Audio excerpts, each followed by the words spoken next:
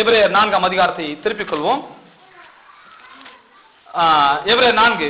தேவனுடைய வார்த்தையானது ஜீவனும் வல்லமையும் உள்ளதாயும் இருவரும் கருக்குள்ள எந்த பட்டயத்திலும் கருக்கானதாயும் ஆத்மாவையும் ஆவியும் கணுக்களையும் ஊனனையும் பிரிக்கத்தக்கதாக உருவ குத்துகிறதாயும் இருதயத்தின் நினைவுகளையும் யோசனைகளையும் வகை அறுக்கிறதாயும் இருக்கிறது.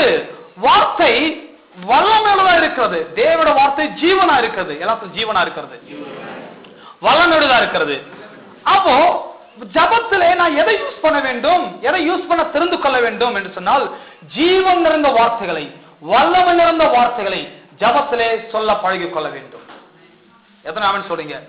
ஜபத்துல நம்முடைய புலம்புறதையும் கண்ணீர் வடிப்பதையும் நிறுத்தி விட்டுட்டு ஜபத்திலே ஜீவன் நிறைந்த வார்த்தையை பேச பழகிக் கொள்ளுங்கள்.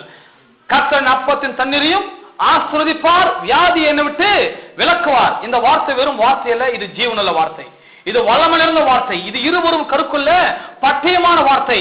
இந்த வார்த்தை தேவனுக்கு நேராகவும் செல்கிறது, அதே சமயத்தில் உங்கள் பிரச்சனைகளுக்கு நேராகவும் சென்று உங்கள் பிரச்சனைகளையும் தவிடுபடியாக மாற்றி விடுகிறது.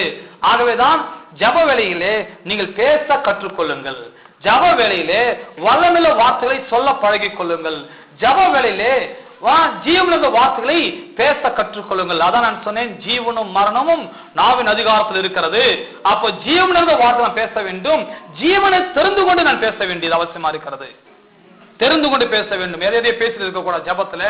ஏன்னா நான் என்ன பேசுறனோ அதுதான் நமக்கு உண்டாகிறது. ரெண்டாவது, நான் போனான் சொன்னேன், கர்த்தருடைய வார்த்தை அது வெறுமையை திரும்ப போறதும் இல்லை, அவர் அனுப்பின காரியம் ஆகும்படி ஆகும். கர்த்தரை மேய்ப்பராக இருக்கிற நான் தாழ்ச்சி அடைந்த வார்த்தை வெறும் சாதாரண வார்த்தை அல்ல, இது வல்லமை இருந்த வார்த்தை, ஜீவன் இருந்த வார்த்தை.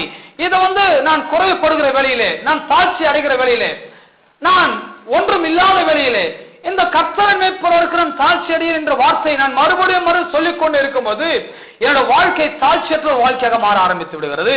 என்று சொன்னால் இந்த வார்த்தை வெறுமையாய் திரும்ப போவது இல்லை.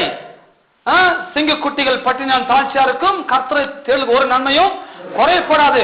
நிறைவாய் இருக்கும் போது பேசுவதை பார்க்கலாம், குறைவாய் இருக்கும் போது பேச ஆரம்பிக்க வேண்டும்.